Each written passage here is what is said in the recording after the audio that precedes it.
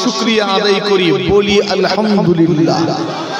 অতঃপর লাখো কোটি দরুদ ও সালাম সেই নবীর উপর যে নবীকে আল্লাহ সৃষ্টি না করলে কিছুই সৃষ্টি করতেন না, না আসমান জমিন, না দুনিয়া, না চাঁদ সূরজ, না জান্নাত, না জাহান্নাম, যার ওসিলা আল্লাহ কুল কায়নাত এমনকি নিজের আরশে আজিমকে বানালেন, যাকে স্মরণ করে হাজির হয়েছি সেই নবী পাকের প্রতি কোটি কোটি দরুদ ও সালাম সকলে পড়ি সাল্লাল্লাহু আলাইহি ওয়াসাল্লাম। হাজির হয়েছি অদম গুনাহগার আপনার পীরের আওলাদ হিসাবে সংক্ষেপে দুটো আলোচনা, খুব লম্বা চওড়া নয়, খুব অল্প সময়। জলসা মাহফিল হয়, প্রত্যেকে যায়, সে মাহফিলগুলোতে আমরা আমাদের সবচেয়ে মূল্যবান সম্পদ সময়টাকে খরচ করি, কথা ঠিক না বলি? আমাদের জীবনের সবচেয়ে শ্রেষ্ঠ সম্পদ হলো সময়, আর সময়ের পরে সবচেয়ে শ্রেষ্ঠ সম্পদের নাম কি বলতে পারেন? টাকা, বিল্ডিং বালাখানা, জমি জায়গা না, সময় সবচেয়ে মূল্যবান সম্পদ। আর এই সময়ের পরে সবচেয়ে মূল্যবান সম্পদ হলো ইলম, জ্ঞান। একবার জোরে হয় না সুবহানাল্লাহ। প্রথম সর্বশ্রেষ্ঠ সম্পদ কি বললাম? সময়, তারপর জ্ঞান। এই জায়গাতে আমরা আসি, একটা সম্পদ খরচ করি, প্রথম সম্পদ খরচ করে দ্বিতীয়টাকে অর্জন করি, কথা ঠিক বললাম কি? এখানে সময় খরচ করি, সময় খরচ করে আমরা দ্বিতীয় সর্বশ্রেষ্ঠ সম্পদ ইলম, জ্ঞানটাকে এখান থেকে অর্জন করতে পারি। আল্লাহ আমাদের যা অর্জন করাবেন সেই মোতাবেক আমাল করার তৌফিক দেন, বলি আল্লাহুম্মা আমিন। চলেন আজকে যেহেতু আমার নবী পাককে স্মরণ করে এই মাহফিল আলোচনা, এদিকেই যাওয়া যাক। বলে রাখি, আলোচনা হবে জানা বিষয় কিংবা অজানা বিষয়। আমার আল্লাহ বললেন তোমরা আমার হাবিবকে স্মরণ করো, আমার হাবিবকে স্মরণ করো, আমার হাবিবের জিকির করো, ইয়াদ করো। তোমরা স্মরণ করলেই আমি আল্লাহ তোমাদের উপরে খুশি হব, জোরে হয় না সুবহানাল্লাহ। আর এই স্মরণ করাটা হতে পারে নতুন কোনো কিছু জানার বিষয়ে, অথবা আপনার জানা বিষয়কে পুনরায় আলোচনার মাধ্যমে স্মরণ করা। একটা আমি ওই বিষয়ে জানি, আলোচনা করে স্মরণ করছি, আর একটা এমন বিষয় যেটা আমি জানতাম না, সেটা আলোচনা করতে করতে বা শুনতে শুনতে জানলাম, হতে পারে। তো উদ্দেশ্য হলো স্মরণ করা। আমি অজানা কিছু নয়, আপনার জানা জায়গা থেকেই আলোচনা করব। প্রথমে বলে রাখি, আল্লাহর কুরআন, আল্লাহ তার হাবিবের শানে অনেক কথা বলেছেন। কুরআন শরীফে আল্লাহ বলছেন, ওয়ামা আরসালনাকা ইল্লা রাহমাতাল লিল আলামিন, আমি আল্লাহ আপনাকে দুনিয়ার জমিনে দয়ার সাগর করে পাঠিয়েছি। আস্তে করে, আমার নবীকে আল্লাহ দয়ার সাগর করে পাঠিয়েছেন, এটা আল্লাহ নিজেই জানিয়েছেন। অপর আয়াত আল্লাহ পাক জানিয়ে দিয়েছেন, ওয়া ইন্নাকা লাআলা খুলুকিন আযীম, আমি আল্লাহ আপনার চরিত্রটাকে সর্বোত্তম চরিত্রের অধিকারী করেছি, জোরে হয় না সুবহানাল্লাহ। কুরআন শরীফের আরো একটি আয়াত আল্লাহ পাক জানিয়ে দিয়েছেন, ওয়ামা মুহাম্মাদুন ইল্লা রাসূল কদ খালাত মিন ক্বাবলিহির রাসূল, আমি আল্লাহ মুহাম্মদকে রাসূল করে পাঠিয়েছি। মনে রেখো, মুহাম্মদ রাসূল ছাড়া অন্য কিছু নয়, মুহাম্মদ রাসূল ছাড়া অন্য কিছু নয়। কদ খালাত মিন ক্বাবলিহির রাসূল, মুহাম্মদ সাল্লাল্লাহু আলাইহি ওয়াসাল্লামের পূর্বে যত রাসূল এসেছিলেন, নবী পয়গম্বর এসেছিলেন, তারা প্রত্যেকেই গত হয়েছেন, পর্দা নিয়েছেন, প্রত্যেকেই মওতের স্বাদ চেখেছেন। এখান থেকে বোঝা যায় আমার নবীকেও মওতের স্বাদ চাখতে হয়েছে। এই আমার নবী চেখেছেন, মওতের স্বাদ চেখেছেন, কিন্তু আমার নবী মুর্দা নবী নন। আহলে সুন্নাত ওয়াল জামাআতের আকীদা, আমাদের আকীদা হলো আমার নবী হায়াতুন নবী, জিন্দা নবী, জীবিত। একবার জোরে হয় না সুবহানাল্লাহ। রওজা মুবারকে আমার নবী জিন্দা জীবিত শুয়ে আছেন। শুধু আমার নবী নয়, প্রত্যেকটা নবী, রাসূল, পয়গম্বর, তারা তাদের রওজা মুবারকে জিন্দা জীবিত। শুধু তাই নয়, তারা তাদের রওজাতে নামাজে রত রয়েছেন। জোরে হয় না সুবহানাল্লাহ। এবারে আসি, এগুলো কোরআন শরীফ আর অনেক কিছু, আমি ডিটেইলস শব্দ বলা সম্ভব নয়, একটা সাবজেক্ট ধরবো আমি, ওই বিষয়ে আলোচনা করব। এখানে নবী দিবসের দিন আমরা আনন্দ করি, খুশি করি, কথা ঠিক না বলবো? হ্যাঁ, কিন্তু আজকাল সমাজে কিছু মানুষ আবার এই বিষয়ে নেগেটিভ একটা ধারণা ছড়াতে চাইছে, নবী দিবস পালন করা যাবে না। আমার আগে ভাই আলোচনা করেছে, কি আলোচনা হয়েছে আমি কিন্তু জানি না, হতে পারে একই সঙ্গে একই রকম, যেহেতু আমার নবীকে নিয়ে আলোচনা হতে পারে। তো চলে, যারা বিরোধিতা করে তাদের আকীদা তাদের থাক, আমাদের দরকার নেই। আমাদের একটা আকীদা আছে না নেই? আমাদের আকীদা মিলাদুন নবী পালনে সওয়াব আছে, আমার আল্লাহ খুশি হন, কথা ঠিক না বলবো? হযরতে আবু বকর সিদ্দিক রাদিয়াল্লাহু তাআলা আনহু বলছেন, ওরা বলে যে সাহাবে কেরাম হুজুররা নবী দিবস করেননি, আমাদেরকে বলেননি। তাদের জবাব আন-নি'মাতুল কুবরা, এই কিতাব থেকে বহু কিতাবে নকলও করা হয়েছে। কিতাবের মধ্যে চারজন বিশিষ্ট খলিফার কওল রয়েছে। আবু বকর সিদ্দিক রাদিয়াল্লাহু তাআলা আনহু বলছেন, মান আনফাকা দিরআমান আলা কিরাআতি মাউলিদিন নবী সাল্লাল্লাহু আলাইহি ওয়াসাল্লাম কানা রাফিকি ফিল জান্নাহ। একবার জোরে হয় না সুবহানাল্লাহ। এটাতে আবু বকর হুজুর বলছেন, মিলাদুন নবী মাহফিলে যদি কেউ একটা দিরহাম টাকা খরচ করে, এক দিরহাম টাকা খরচ করলে সে আমি আবু বকর আমার সঙ্গে জান্নাতে আমার বন্ধু হয়ে থাকবে। জোরে হয় না সুবহানাল্লাহ। হযরত ওমর বিন খাত্তাব রাদিয়াল্লাহু তাআলা আনহু বলছেন, মান আযযামা মাউলিদিন নবী সাল্লাল্লাহু আলাইহি ওয়াসাল্লাম ফাকাদ হাইয়াল ইসলাম। যে ব্যক্তি মিলাদুন নবী মাহফিলের আয়োজন করলো, ওই ব্যক্তিটা ইসলামটাকে দ্বিতীয়বার জিন্দা জীবিত করে দিল। জোরে হয় না সুবহানাল্লাহ। হযরত উসমান গনি রাদিয়াল্লাহু তাআলা আনহু তিনি বলছেন, মান আনফাকা দিরআমান আলা কিরাআতি মাউলিদিন নবী সাল্লাল্লাহু আলাইহি ওয়াসাল্লাম কানা শাহিদা গাজওয়াতা বদর ওয়া হুনাইন। মিলাদুন নবী মাহফিলে যে একটা দিরহাম টাকা খরচ করবে, ওই ব্যক্তিটা যেন গাজওয়ায়ে বদর এবং গাজওয়ায়ে হুনাইন এই দুইটা যুদ্ধে অংশগ্রহণ করে নিল। জোরে হয় না সুবহানাল্লাহ। হযরত আলী হুজুরের কওল, মান আযযামা মাউলিদিন নবী সাল্লাল্লাহু আলাইহি ওয়াসাল্লাম কানা শাবাবান লিকিরাতি মাউলিদিহি লা ইখরাজু মিনাদ দুনিয়া ইল্লা বিল ঈমান ওয়া ইয়াদখুলুল জান্নাতা বিগাইরি হিসাব। মিলাদুন নবী মাহফিল যারা আয়োজন করে তাদের বিষয়ে আলী হুজুর বলছেন, বলে দাও, জানিয়ে দাও, তুমি মিলাদুন নবী মাহফিলের ইন্তজাম করেছো বলে শুধুমাত্র এইটুকু কাজের খাতিরে আল্লাহ যখন তোমাকে মওত দেবেন, মওতটা ঈমানের সঙ্গে দেবে। আস্তে করে হয় না, গালে মশলাগুলো ফেলো না, এবার চিবিয়ে চিবিয়ে তো দাঁতের হাল বেহাল হয়ে যাচ্ছে, চিবতেই আছে। মিলাদুন নবী মাহফিলের আয়োজন করার খাতিরে আল্লাহ মওতটা ঈমানের সঙ্গে দেবেন। অতঃপর বলছেন, ওয়ায়াদখুলুল জান্নাতা বিগাইরি হিসাব। এই মিলাদুন নবী মাহফিলের আয়োজন করেছিলে বলে বিনা হিসাবে আল্লাহ তোমাকে জান্নাত দেবে। আরো জোরে হয় না? আমি খুব সংক্ষেপে চারজন বিশিষ্ট খলিফার কওল বললাম, খুব সংক্ষেপে। চলেন এবার যখন সাহাবা হুজুরদের বিষয়গুলো বলা হলো, তখন বলছে, আচ্ছা আমার নবী কি করেছেন কখনো? শোনেন না, শুনেননি মোবাইলে? এবার শুরু হয়ে গেল, আমার নবী কি কখনো করেছেন? আর আমি আপনাকে এমন জায়গা থেকে উদাহরণগুলো দিচ্ছি যাতে আপনার মনে থাকে, আমি চেষ্টা করি সেভাবে বলে। কড়া লম্বা দলিল দেবো, খুঁজে পাবেন না। একটা সাদা সিধে দলিল দিয়ে দেবো, সহজ, ওটা মুখস্থ থাকবে, মনে থাকবে। চলেন, আমার নবী তার নিজের বিলাদাত শরীফ, তার নিজের জন্মদিন পালন করেছেন? কি মনে হয়? এখন এই কানাগুলো তো খুঁজে পাই না।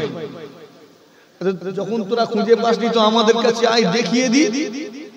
যখন দেখিয়ে দেওয়া হয় তখন খালি মাথা চুলকাই, না না, মানে স্বীকার করবে না, এরকম একটা অবস্থা। যেমন এই মিলাদুন নবীকে ঈদ, আনন্দের দিন বললে কিছু লোকের অসুবিধা হয় না? হয় না? ঈদ তো দুটো, একটা হলো ঈদুল ফিতর আর একটা ঈদুল আযহা। তোমরা আবার কোথা থেকে 3 নম্বর ঈদ নিয়ে এলে? এভাবে বলে না, এই ঈদ কোথা থেকে এলো? ঈদুল ফিতর পেয়েছো যার ওসিলায়, ঈদুল আযহা পেয়েছো যার ওসিলায়, তার আগমনের দিনটা তোমার কাছে খুশির দিন নয়, আনন্দের দিন নয়? আমি ঈদুল ফিতর খুশি পেয়েছি, ঈদুল আযহা খুশি পেয়েছি, শুধু তা নয়, জুমার দিনটাও তো ঈদের দিন। কথা ঠিক না ভুল গো? হযরত আদম আলাইহিস সালামকে আল্লাহ এই দিনে সৃষ্টি করেছেন। এই দিনে আদম আলাইহিস সালামকে সৃষ্টি করা হয়েছে। তো এই দিনটা যদি আদম আলাইহিস সালামকে সৃষ্টি করার কারণে এই দিনটা যদি ঈদের দিন হয়, খুশির দিন হয়, তাহলে যেদিন আদমেরও নবীকে আল্লাহ সৃষ্টি করেছেন, পাঠিয়েছেন, সেই দিনটা আনন্দের দিন হতে পারে না? হ্যাঁ, যে আদম আলাইহিস সালাম আগমনের দিন জুমার দিন, ঈদের দিন, তাহলে আমার নবী তো আদম নবীরও নবী। কথা ঠিক না বলবো? কথা বলে না কেন? শুধু আমাদের নবী নাকি, আদম নবীরও নবী। তো সেই নবীর আগমনের দিনটা, সেটা আরো বড় ঈদের দিন, ঈদুল ফিতর, ঈদুল আযহার চেয়েও বড়। কেননা এগুলো পেয়েছি যার কারণে তার আগমনের দিন সবচেয়ে বড় আনন্দের দিন। জোরে হয় না সুবহানাল্লাহ? আর কিছু মুহূর্ত পরেই তো আসতে চলেছে সেই আনন্দের দিন। আমরা আনন্দ করব, খুশি করব। সাহাবা হুজুর আমার নবী পাককে জিজ্ঞেস করলেন, ইয়া রাসূলুল্লাহ, আপনি প্রত্যেক সোমবারের দিনে রোজা রাখেন কেন? একটু আমাকে বলে দেন, আমাদের জানিয়ে দেন, তাহলে আমরাও রোজা রাখব। সোমবারের দিনে আমার নবী রোজা রাখতেন। ইয়া রাসূলুল্লাহ, বলে দিন কেন? আমার নবী পাক সাল্লাল্লাহু আলাইহি ওয়াসাল্লাম জানিয়েছিলেন, আমার সাহাবে کرام গণেরা, আমার পাগলেরা, আমি নবী মুহাম্মদ সাল্লাল্লাহু আলাইহি ওয়াসাল্লাম প্রত্যেকটা সোমবারের দিনে রোজা রাখি। কেন রোজা রাখি জানো? কেননা এই সোমবারের দিনে আল্লাহ তোমাদের নবীকে, আমি নবী মুহাম্মদ সাল্লাল্লাহু আলাইহি ওয়াসাল্লামকে এই সোমবারের দিনে দুনিয়ার জমিনে পাঠিয়েছিলেন। আমার পাগলেরা, আমার উম্মত উম্মতি গণেরা, এই সোমবারের দিনে আমার জন্মদিন। জন্মদিন হওয়ার কারণে আমি আমার জন্মদিন পালনে আল্লাহর শুকরিয়া আদায় স্বরূপ রোজা রেখে থাকি। আল্লাহ আপনাকে যেদিন দুনিয়ায় পাঠিয়েছেন, আপনি সেই দিনটাই কেক কাটেন। কথা ঠিক না ভুলবো? কি কাটেন? হ্যাঁ, কেক, মোমবাতি জ্বালিয়ে, আবার মোমবাতি ভুতিয়ে ছুরি দিয়ে কেক কাটছেন। ওটা ইসলামী রীতি নয়, ইসলামী নিয়ম নয়। আপনি যদি আপনার জন্মদিনে আনন্দ করতে চান, দাওয়াত দেন মানুষকে, দাওয়াত দিয়ে এক জায়গায় করেন, এক জায়গায় করেন, দাওয়াত দিয়ে ডাকেন সবাইকে নিয়ে, একটু দরুদ শরীফ, কালেমা শরীফ পড়েন যে আল্লাহ আমাকে আজকে দুনিয়ায় পাঠিয়েছে, আমি গুনার কাজ করব না, গান বাজনা করব না, আমি আজকে আল্লাহর শুকরিয়া আদায় করব। সকলকে নিয়ে দাওয়াত করে একটু দরুদ শরীফ, কালেমা শরীফ পড়ে আল্লাহর কাছে দুটো হাত তুলে দোয়া চান, আল্লাহ আগামী জীবন একটা বছর আবার আল্লাহ আমার নসিবকে বড় করো, আল্লাহ আমার তাকদীর বড় করো। দোয়া চাইবো, পারবো তো নাকি? কথা বলে না কেন? আজকাল সব ঘরে লুকিয়ে লুকিয়ে কেক কাটে গো। হুজুর জানলো কি করে, তাই না? এখন প্রশ্ন আপনি করবেন, হুজুর জানলো কি করে? আর একটু কমন সেন্স আছে রে বাবু। ওই বড় বড় কেকের দোকানে এরকম বড় বড় কেক গুলো থাকে, নিশ্চয়ই তো খরিদ্দার আছে, আছে না নেই গো? হ্যাঁ, তা না হলে কি ওরা খালি প্লাস্টিকের কেক সাজিয়ে রেখেছে? কেক গুলো মানুষ কিনছে না কিনেনি? কি করে কেক কিনে? হুজুর গুড়াই ধরে ফেলেছেন। জি হ্যাঁ, ওই লুকিয়ে লুকিয়ে কেক কাটা বন্ধ করো। হ্যাঁ, তুমি তোমার জন্মদিন পালন করতে চাও, দাওয়াত করে সবাইকে দাওয়াত করে ডাকো, দোয়া চাও আল্লাহর কাছে, আল্লাহ আমার নসিব তাকদীরকে বড় করো, আমার হায়াত দারাজ করো, আগামী জীবন নেকির জীবন করো, আরো বেশি বেশি যেন নেকি করতে পারি, নেক কাজ করতে পারি। আল্লাহ এই দিনটা আমি সকলকে নিয়েছি, আর সবাইকে একটু খাওয়া দাওয়া করাবো, সবাই দোয়া চাইবে, ইসলামী নিয়মে পালন করেন, কোনো অসুবিধা নেই। যদি পালন করতে যান অনেক সমস্যা, আমার নবী পাকের ক্ষেত্রে অসুবিধা। গান্ধী জয়ন্তী পালন হয়, হয় না? হয়নি গো দেশে গান্ধী জয়ন্তী, বুঝেন না? নেতাজি জয়ন্তী পালন হয় তখন অসুবিধা নেই, আর আমার নবী পাকের আগমনের দিন পালন করলে অসুবিধা হয়। তাম পৃথিবীতে আপনি আর কিছু মুহূর্ত পরে দেখতে পাবেন তাম পৃথিবীতে বিভিন্ন দেশে বিভিন্ন জায়গাতে আমার নবীর আশিকেরা তারা সব বিশাল বিশাল জামায়াত করেছেন আমার নবীর আগমনে খুশি প্রকাশ করার জন্য। জোরে হয় না সুবহানাল্লাহ। ইরাক, ইরান, বাহরাইন, কাতার, কুয়েত, আমেরিকা, ভারত, পাকিস্তান, বাংলাদেশ যেখানে যাবেন নবীর আশিকেরা একত্রিত হয়ে বিশ্ব নবী দিবস পালন করছে। কথা ঠিক না ভুল? এটা দেখে সহ্য হচ্ছে না, মানে জানতে হবে ওই ইবলিস ছাড়া কিছু নয়। কেননা আমার নবীর আগমনে সবাই খুশি হয়েছে, খুশি হয়নি কেবল ইবলিস। কথা ঠিক না ভুল? খুশি তো সবাই হয়েছে, হয়নি শুধু ইবলিস। তোমার অন্তরে যদি জ্বালা ধরে জানতে হবে তোমার অবস্থান ওই ইবলিসের দিকে আছে, আহলে সুন্নাত ওয়াল জামাতের দিকে নেই, ইমানদারদের দিকে।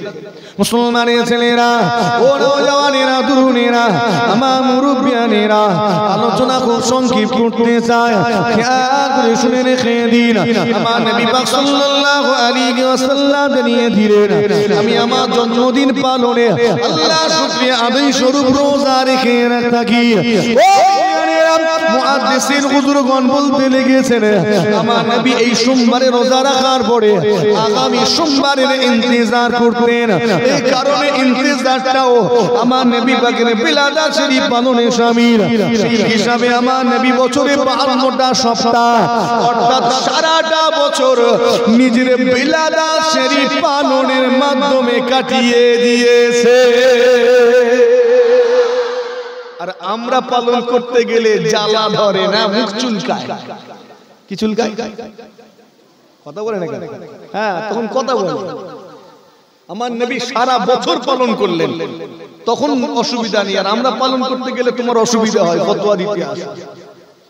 নিজের ঈমানকে দৃঢ় করুন, ঈমানটাকে মজবুত করুন।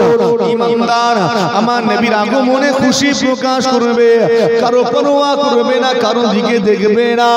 ও জি, আসলে রেখে দিন, আল্লাহ পাক রবিউল আউয়াল শরীফের 12 তারিখে আমার নবীকে দুনিয়া জমিনে পাঠিয়েছে। কোন বর্ণনায় 9 তারিখ, 9 রবিউল আউয়াল, রিওয়ায়াতে ভিন্নতা আছে।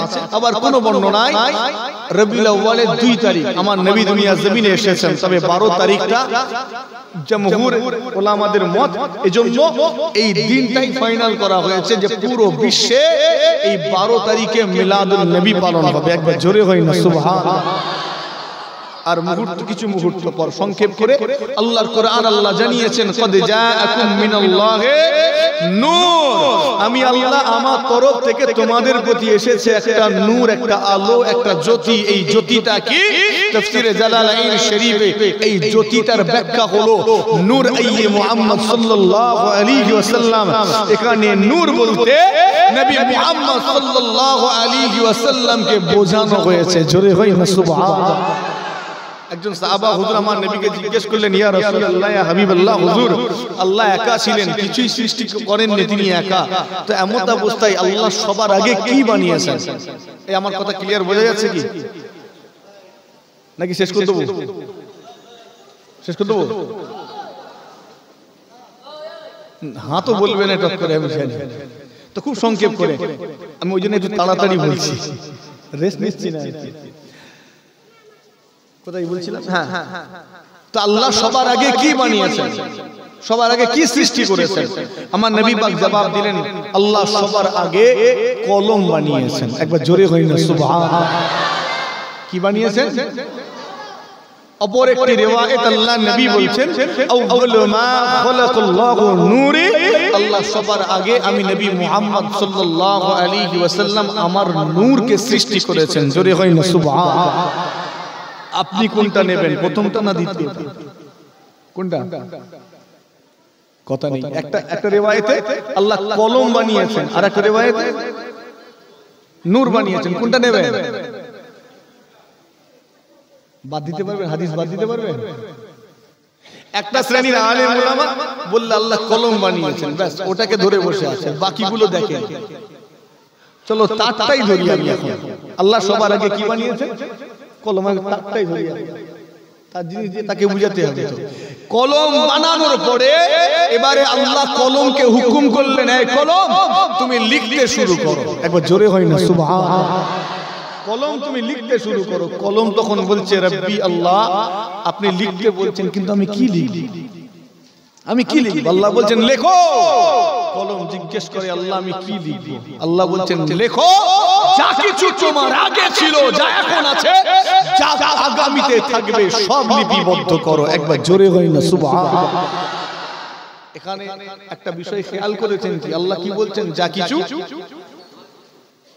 যা কিছু আগে ছিল, তার মানে কলম আগে নয়, ওর আগে কিছু আছে।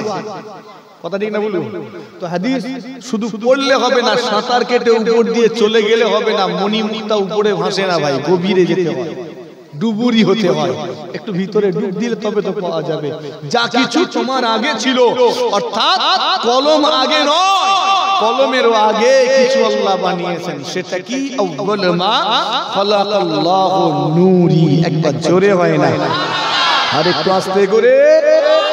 এবারে নূরকে আল্লাহ 4 ভাগ করলেন, 3 ভাগ নিয়ে মাখলুক বানালেন, অবশিষ্ট একটা, আবার 4 ভাগ করে 3 ভাগ নিয়ে মাখলুক বানালেন। এইভাবে আল্লাহ কুল কায়নাতকে বানিয়ে ফেললেন। জোরে হয় না সুবহানাল্লাহ।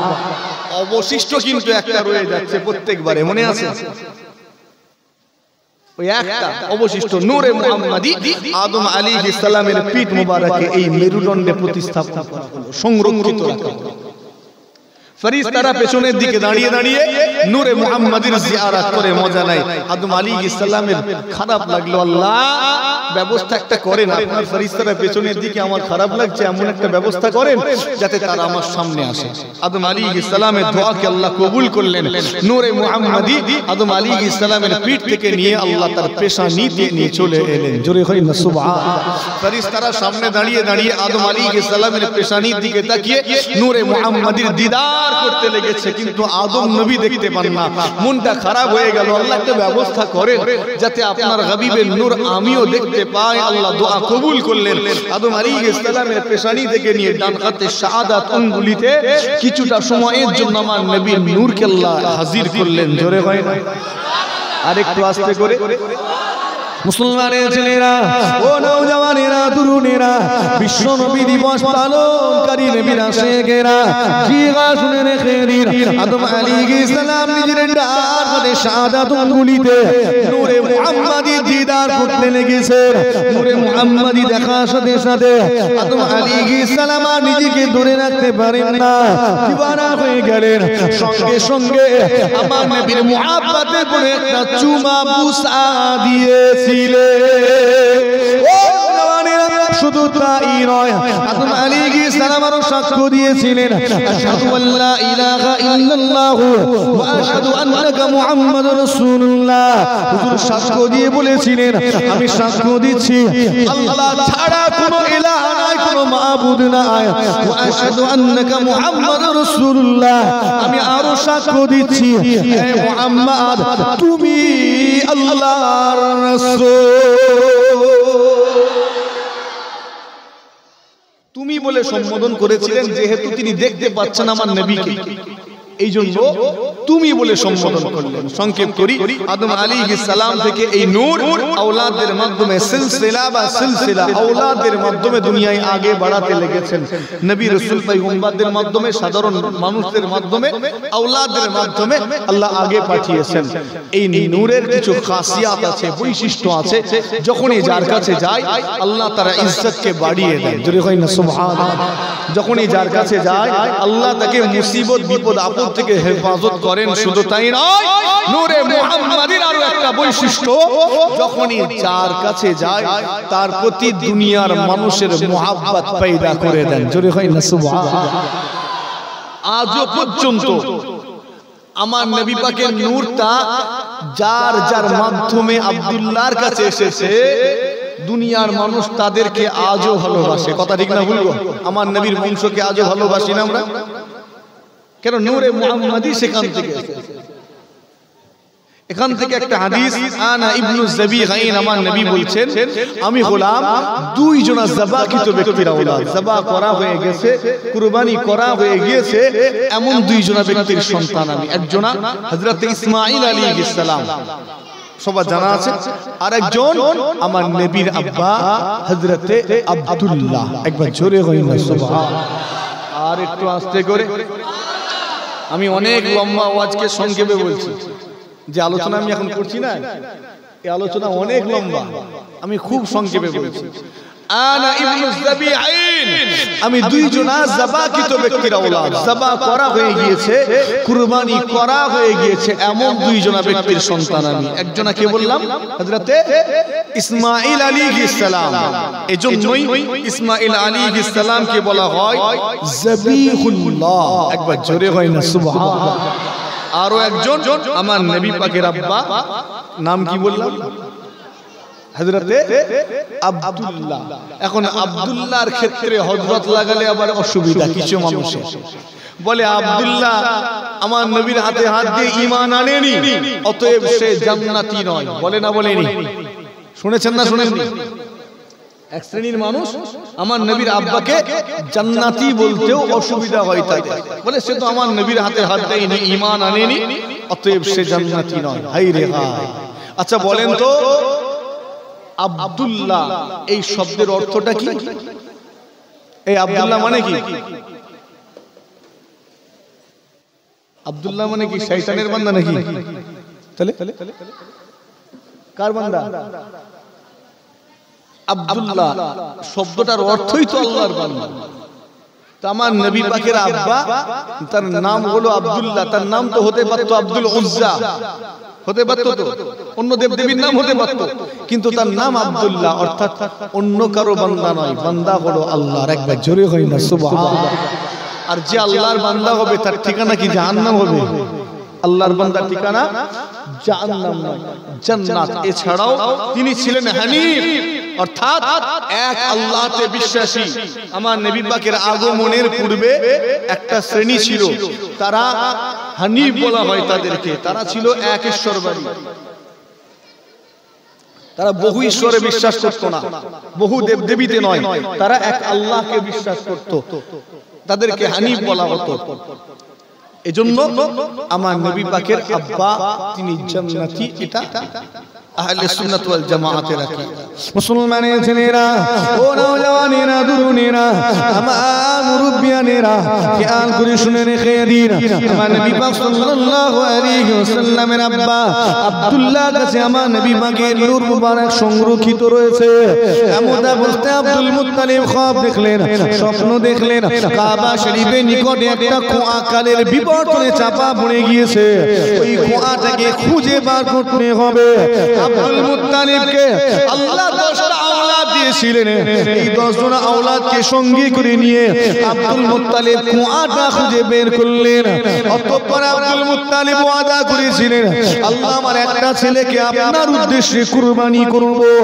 লটারি করা হলো, কেননা পিতা হিসাবে সন্তানকে বেছে নেওয়াটা বড় দুষ্কর, এজন্য লটারির মাধ্যমে বেছে নিলেন কাকে আল্লাহর উদ্দেশ্যে কুরবানি করবেন। লটারিতে দেখা যায় ছোট ছেলে আব্দুল্লাহর নামটা উঠে এসেছে। আব্দুল্লাহকে কুরবানি করবেন, আব্দুল্লাহকে নিয়ে যাচ্ছেন, প্রস্তুতি গ্রহণ করেছেন। এমন অবস্থায় খবরটা চারিদিকে ছড়িয়ে গেল। গ্রামের মানুষেরা, প্রতিবেশীরা, আত্মীয় স্বজনেরা আব্দুল্লাহকে ভালোবাসে, কেননা আব্দুল্লাহর কাছে নূরে মুহাম্মাদি সংরক্ষিত। আর নূরে মুহাম্মাদির খাসিয়াত হলো দুনিয়ার মানুষের মুহাব্বত আল্লাহ তার প্রতি পয়দা করে দেন। আব্দুল্লাহকে সকলে ভালোবাসে, তাই সবাই ছুটে ছুটে গিয়ে হাজির, ও আব্দুল মুত্তালিব, আপনি আব্দুল্লাহকে কুরবানি করবেন না, আমরা আব্দুল্লাহকে কুরবানি করতে দেব না। আব্দুল মুত্তালিব বলেন, আমাকে ছেড়ে দাও, আমি আমার ওয়াদাটা পূরণ করব, তোমরা আমাকে এইভাবে বাধা দিও না।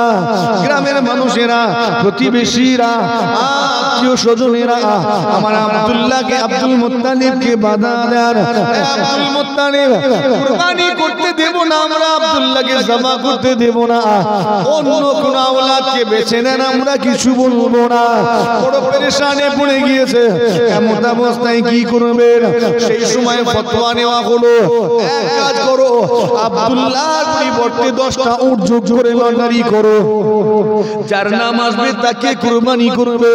দ্বিতীয়বার লটারি হলো, আব্দুল্লাহ নাম আসে, ফতোয়া নেওয়া হলো কি হবে? আরো 10টা উট যোগ করো, 20টা উট যোগ কর, জমা হয়েছে। তৃতীয়বার লটারি হলো, তৃতীয়বারে আব্দুল্লাহর নাম এইভাবে 9বার লটারি হয়ে গেল, 9বারে আব্দুল্লাহর নাম। বিষয়টা খুব সংক্ষেপ করে বোঝানোর চেষ্টা করছি। 9বার লটারি হলো, 90টা উট জমা হয়ে গেল। গ্রামের মানুষেরা পেরেশান, আমরা কি আব্দুল্লাহকে বাঁচাতে পারবো না? আমরা কি আব্দুল্লাহকে বাঁচাতে পারবো না? আব্দুল্লাহ বড় নম্র ছেলে, ভদ্র ছেলে, আমরা সকলে এত ভালোবাসি, আব্দুল্লাহকে কি বাঁচাতে পারবো না? এইভাবে 10বার লটারি হলো, 10বারে আব্দুল্লাহর নাম। 100টা উট জমা হয়ে গেল। অতঃপর 11বার যখন লটারি করা হলো, আর আব্দুল্লাহ নাম আসে না। 11বার লটারিতে দেখা যায় ওই উটগুলোর নাম এসেছিল। গ্রামের মানুষেরা আনন্দে আত্মহারা হয়ে গিয়েছে। প্রতিবেশীরা, সমস্ত কুরাইশ সম্প্রদায়ের মানুষেরা আনন্দিত, কেননা আমরা অবশেষে আব্দুল্লাহকে বাঁচাতে পেরেছি। 100টা উটকে তারা আনন্দের সঙ্গে যাবা করে কুরবানি করে গরিব মিসকিনদের মধ্যে বন্টন করে দিয়েছিল। সেখানে কুরবানি হয়েছিল একটা দুম্বা।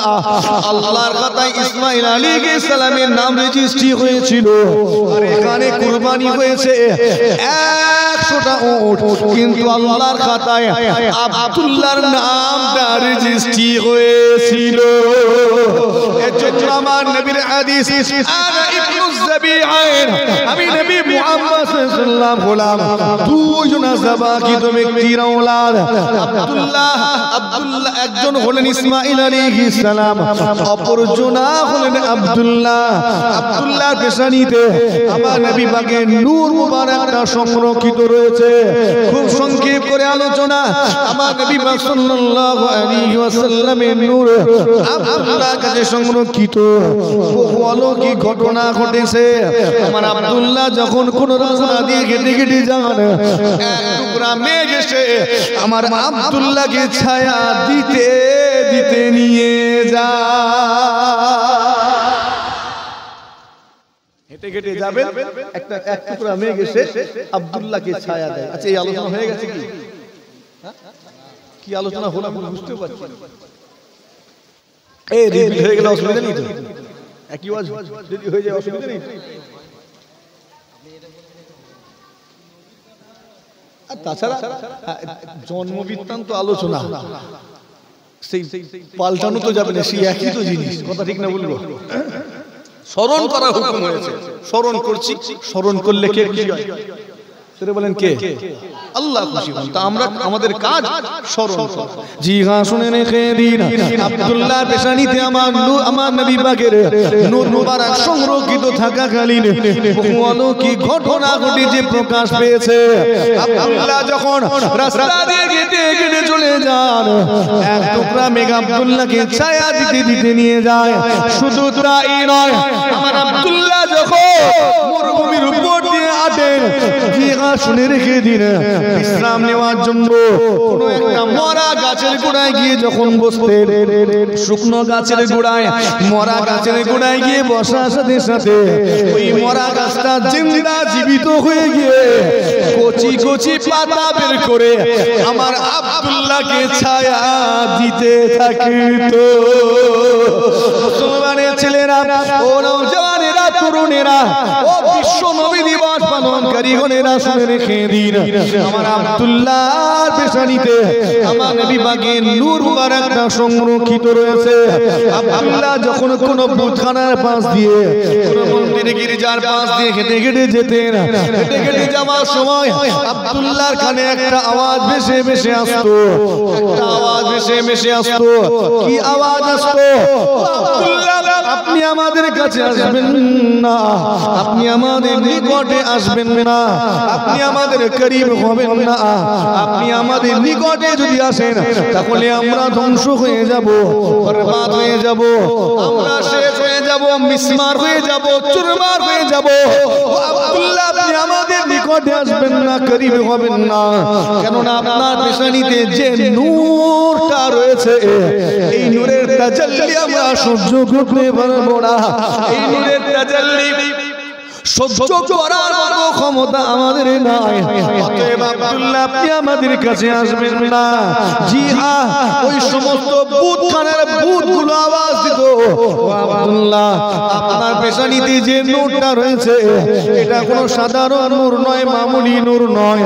এই নূরটা হলো আখিরি জামানার নবী, নূর নবী, হায়াতুন নবী, সাইয়্যিদুল আম্বিয়া জনাবে মুহাম্মদ মুস্তাফা সাল্লাল্লাহু আলাইহি ওয়াসাল্লামের নূর মুবারক। আব্দুল্লাহ আপনি আমাদের কাছে আসবেন না, নূরে মুহাম্মদের তাজাল্লি সহ্য করতে পারবো না। আব্দুল্লাহ আপনি আমাদের নিকটে আসবেন না, করিব হবেন না। মুসলমানের ছেলেরা, ও নওজওয়ানেরা, তরুণেরা, বিশ্ব নবী দিবস উপলক্ষে আনন্দ উৎসব পালনকারী গণেরা শুনে রেখে দিন, আমার নবী পাকের আব্বা আব্দুল্লাহর পেশানিতে আমার নবী পাকের নূর মুবারক সংরক্ষিত রয়েছে। আব্দুল্লাহ রাস্তা দিয়ে যখন হেঁটে হেঁটে যেতেন, তৎকালীন মক্কার রূপবতী সুন্দরী মহিলারা আব্দুল্লাহকে সরাসরি বিবাহের প্রস্তাব দিত, আব্দুল্লাহকে ডাইরেক্ট প্রপোজ করত। আব্দুল্লাহ আমি তোমাকে বিবাহ করতে চাই, তুমি কি আমাকে বিবাহ করবে?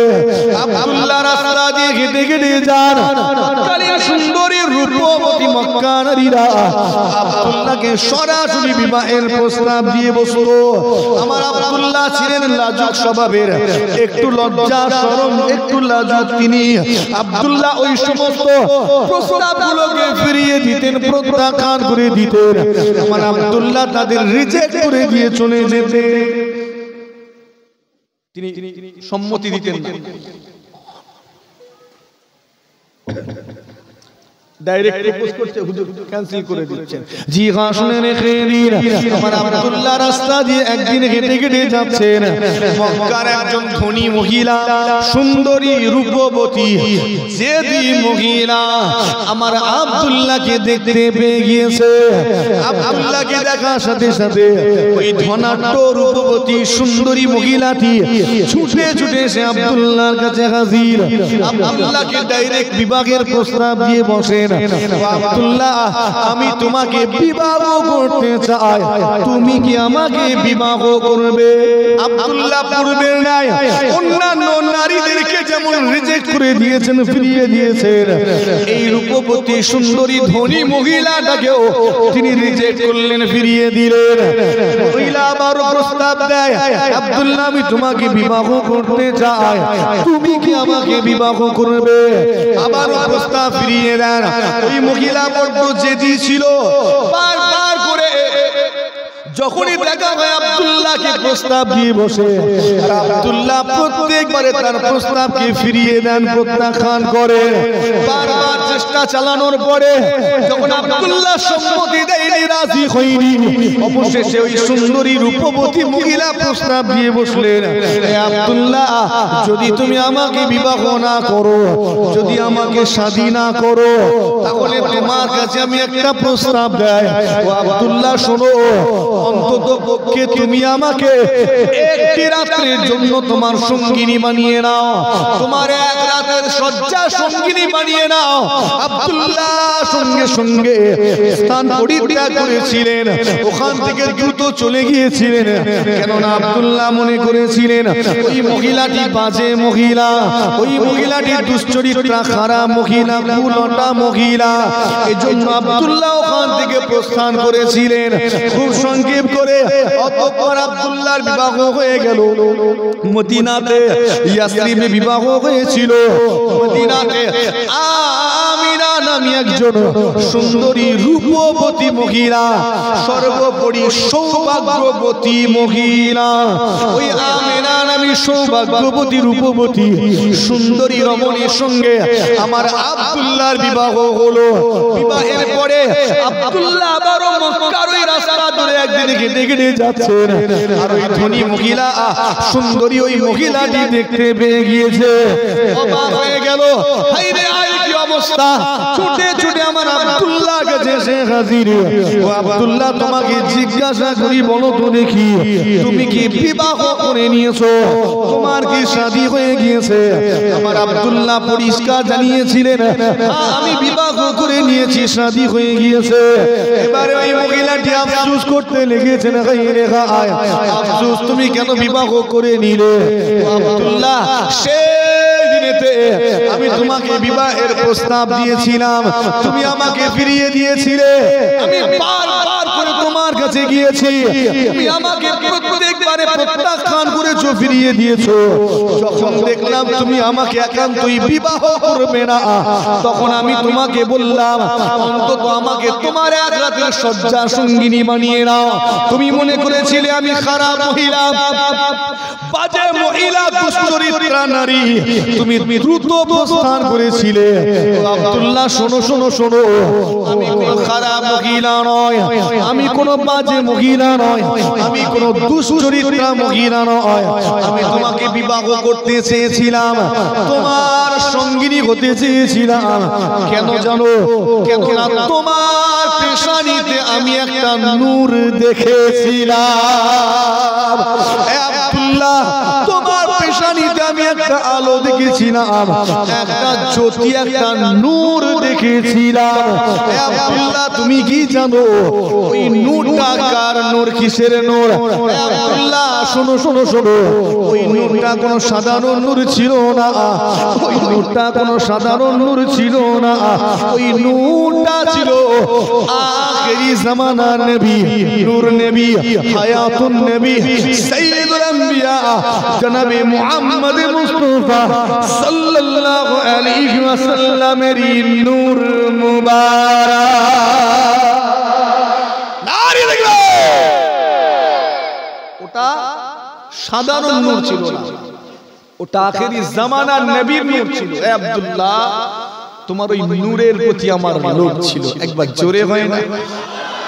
আর একটু জোরে। আমি তোমার ওই নূর দেখে বিবাহ করতে চেয়েছিলাম, সঙ্গিনী হতে চেয়েছিলাম, আমার অন্য কোনো উদ্দেশ্য ছিল না।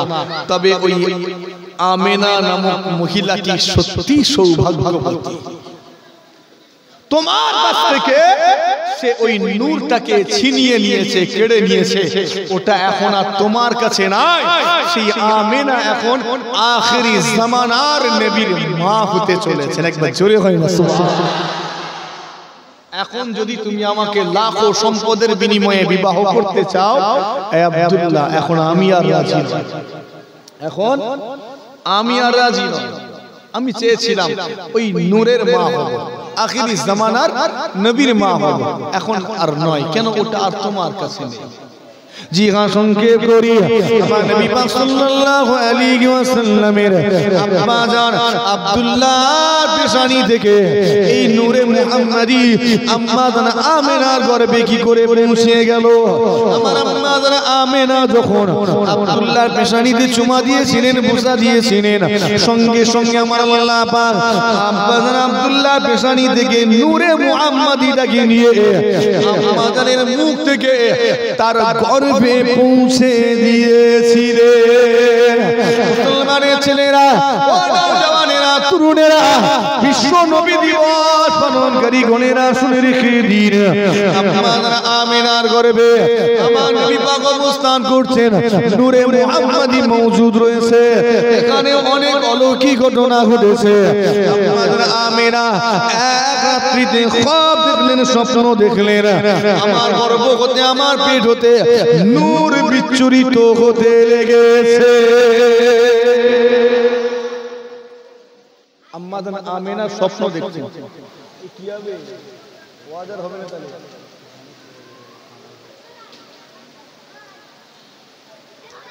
এটা আমি পড়ি না।